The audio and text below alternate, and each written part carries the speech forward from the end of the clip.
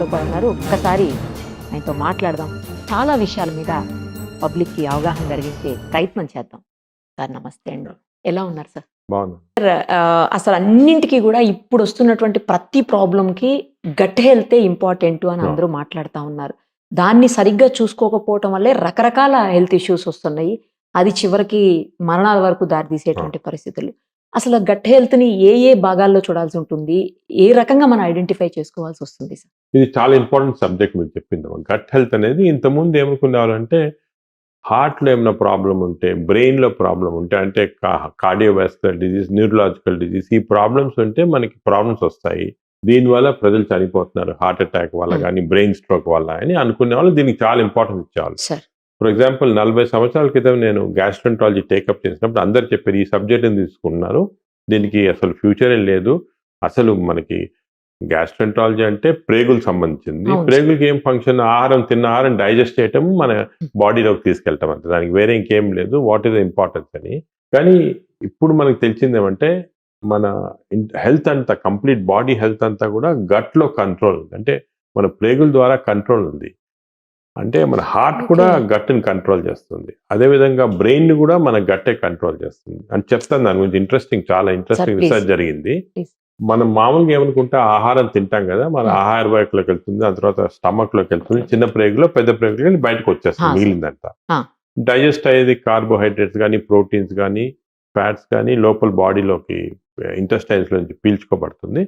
అక్కడ వాళ్ళు లివర్కి వెళ్ళి అక్కడి నుంచి ప్రోటీన్స్ గా తయారు కావటము, అలాగే కొలెస్ట్రాల్ గా తయారు కావటం అన్నీ అవుతాయి. దిస్ ఇస్ నార్మల్ అనుకునేది.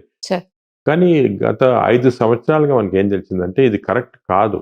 అంటే మన ఇంటెస్టైన్స్ ఇంత సింపుల్ కాదు. మన ప్రేగులో millions and millions of billions అనొచ్చు బ్యాక్టీరియా ఉన్నాయి. అంటే బ్యాక్టీరియా అంటే చిన్న చిన్న మైక్రో ఆర్గానిజం, బ్యాక్టీరియా, వైరస్ ఇవన్నీ. అంటే మన బాడీలో ఉన్న సెల్స్ కన్నా 10 వంతులు ఎక్కువ బ్యాక్టీరియా సెల్స్ ఉన్నాయి మన బాడీలో. మన బాడీలో ఉన్న జీన్స్ కన్నా 10,000 times more genes are bacteria genes బాడీలో. సో మనం తిన్నది ఆహారం కానీ ఏమన్నా కూడా ఆ బ్యాక్టీరియా డైజెస్ట్ చేసి అవి మనకి మన బాడీలోకి పంపిస్తుంది. అంటే మనం డైరెక్ట్ గా డైజెస్ట్ చేయటం లేదు. ఫస్ట్ బ్యాక్టీరియా తింటాయి. బ్యాక్టీరియా తినిన తర్వాత తిని వాళ్ళు ఎనర్జీ ప్రొడ్యూస్ చేసి మనకి ఇస్తుంది అన్నమాట.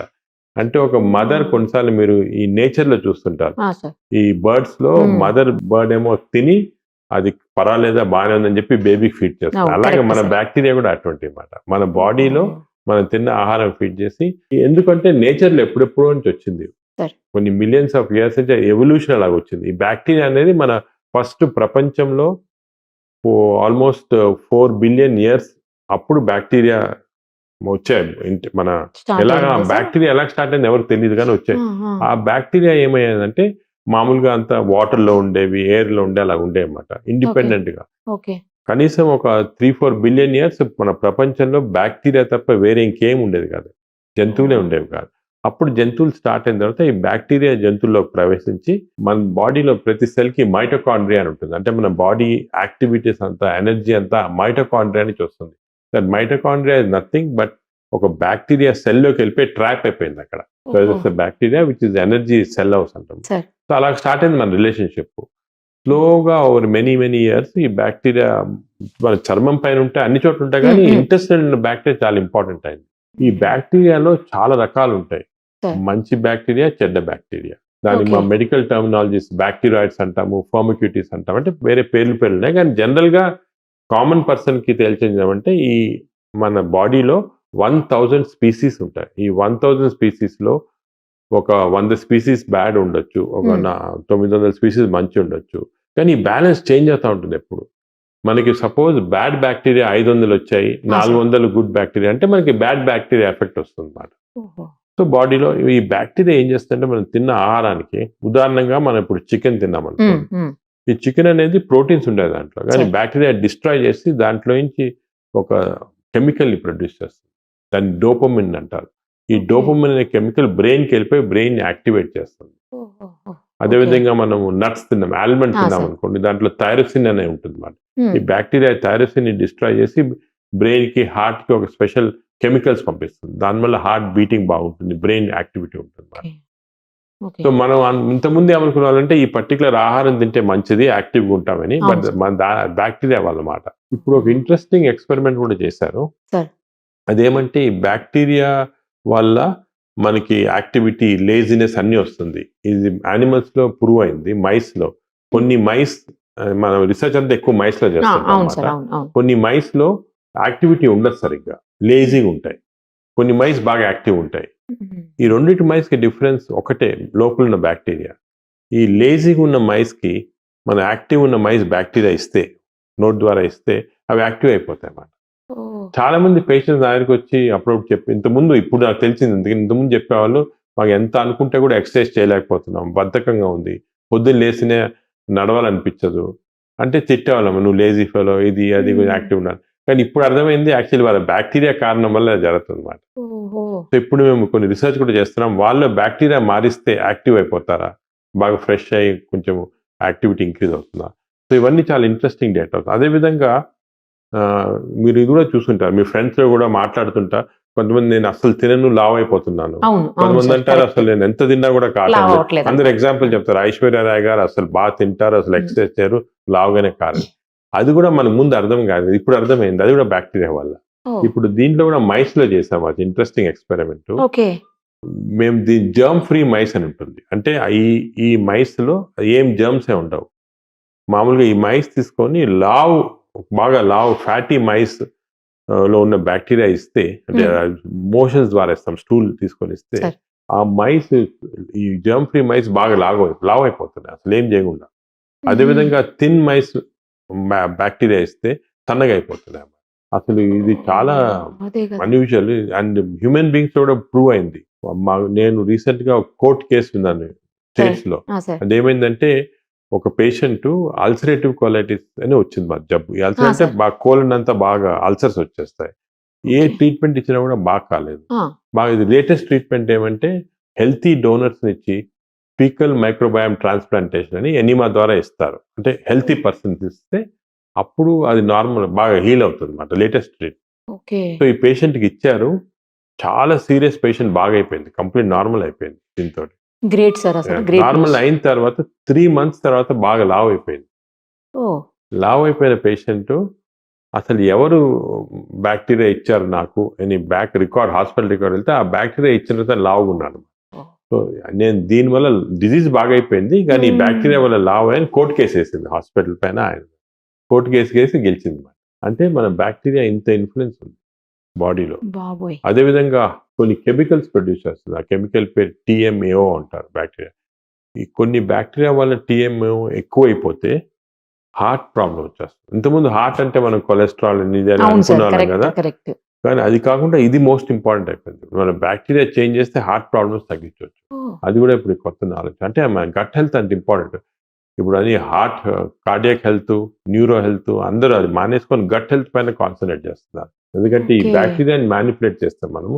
ఇది ఇంకోటి రీసెంట్ సైన్స్, జనరల్ గా పబ్లిక్ కూడా ఎవరికి తెలియదు.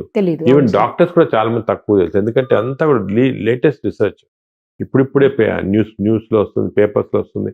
మేము కూడా ఇక్కడ ఒక పెద్ద మైక్రోబయామ్ ల్యాబ్ అని సెటప్ చేస్తాం మన AIG లో.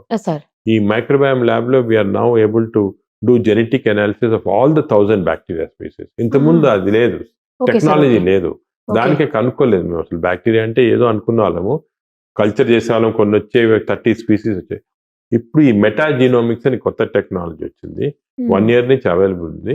అది పెట్టి మేము were able to completely analyse అన్ని. దానికి ఇప్పుడు ఒక స్పెషల్ చెకప్ కూడా కొంతమంది మాకు వస్తున్నారు డిఫరెంట్ డిజీజ్ తోటి. ఏం అర్థం కాకపోతే గట్ బ్యాక్టీరియా చెక్ చేస్తున్నాం. 1000 స్పీసీస్ చెక్ చేసి ఇప్పుడు దాంట్లో మీకు ఈ బ్యాక్టీరియా ఎక్కువ ఉంది, దీనివల్ల లావ్ అవుతున్నాం, ఈ బ్యాక్టీరియా తక్కువ ఉంది, దీనివల్ల డైజెషన్ కావట్లేదు, అంత కంప్లీట్గా వేర్ అనలైజింగ్. పెద్ద రీసెర్చ్ ప్రాజెక్ట్ చేస్తున్నాము.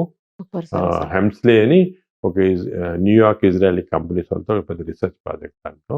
సో మనం ఇప్పుడు ఇంకోటి ఏమంటే దీంట్లో తమాషా, ఈ బ్యాక్టీరియా అనేవి ఒక దేశం నుంచి వేరే దేశానికి వేరేగా ఉంటుంది. మన ఇండియాలో ఉన్న బ్యాక్టీరియా వేరే, అమెరికాలో ఉన్న బ్యాక్టీరియా వేరే. అదేవిధంగా మన ఇండియాలో కూడా ఊర్లలో ఉన్న బ్యాక్టీరియా వేరే, విలేజెస్లో ఉన్న బ్యాక్టీరియా. సో మేము ఏం చేసామంటే ట్రైబల్ ఏరియాస్ ఉంటాయి కదా, మన కాకినాడలో ఉన్నాయి కొన్ని, అస్సాం ఏరియాస్, అక్కడ ఈ ట్రైబల్ ఏరియాస్ నుంచి అందరు బ్యాక్టీరియా చెక్ చేసాం ఇంటెస్టైన్స్ లో. ఈ ట్రైబల్ ఏరియాలో మీరు కాకినాడలో ఉండి, అస్సాంలో ఉండి, మన ఛత్తీస్గఢ్లో ఉన్న ఈ ట్రైబల్ అందరికీ సేమ్ టైప్ ఆఫ్ బ్యాక్టీరియా ఉంటాయి, సేమ్.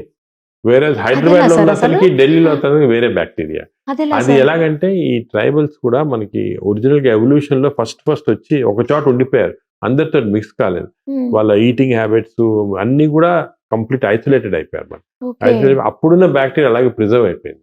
మనం వచ్చామనుకో, ఇప్పుడు హైదరాబాద్కి వచ్చామనుకోండి, ఈ మన ఊర్లలో ఏదో ఇడ్లీ దోశ తినాలి, ఇక్కడ పిజ్జా హ్యాంబర్గర్ తినాలి, బర్గర్. అంటే చేంజ్ అయిపోయింది. హ్యాబిట్ చేంజెస్ వల్ల ఒక్కొక్క చోట వేరేగా అయిపోయింది.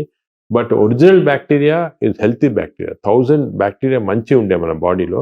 అన్ఫార్చునేట్లీ ఈ అర్బనైజేషన్ వల్ల బ్యాక్టీరియా చేంజ్ అయ్యి కొన్ని చెడ్డ బ్యాక్టీరియా ఎక్కువ కనిపిస్తున్నాయి.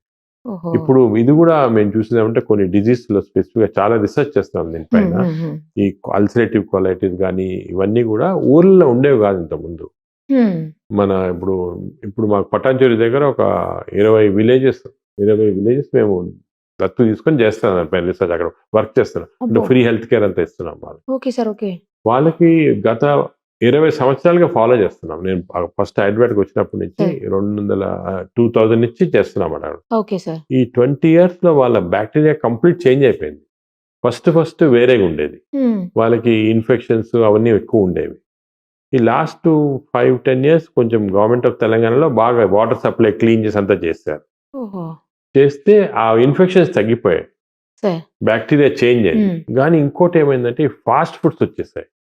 అంటే ఇప్పుడు మీ ప్రతి చిన్న ఊరికి వెళ్తే కూడా ఒక ఇది ఉంటుంది, చిన్న కొట్టు ఉంటుంది, దాంట్లో చిప్స్, నూడిల్స్ అవన్నీ ఉన్నాయన్నమాట. అవును సో సార్. దాంతో వాళ్ళకి బ్యాక్టీరియా చేంజ్ అయిపోయి వెస్టర్న్ బ్యాక్టీరియా వచ్చి ఇప్పుడు ఈ ఊర్లలో అంత బ్యాక్టీరియా, అమెరికాలో ఏ బ్యాక్టీరియా ఉందో ఆ బ్యాక్టీరియా ఉంది వీళ్ళకి.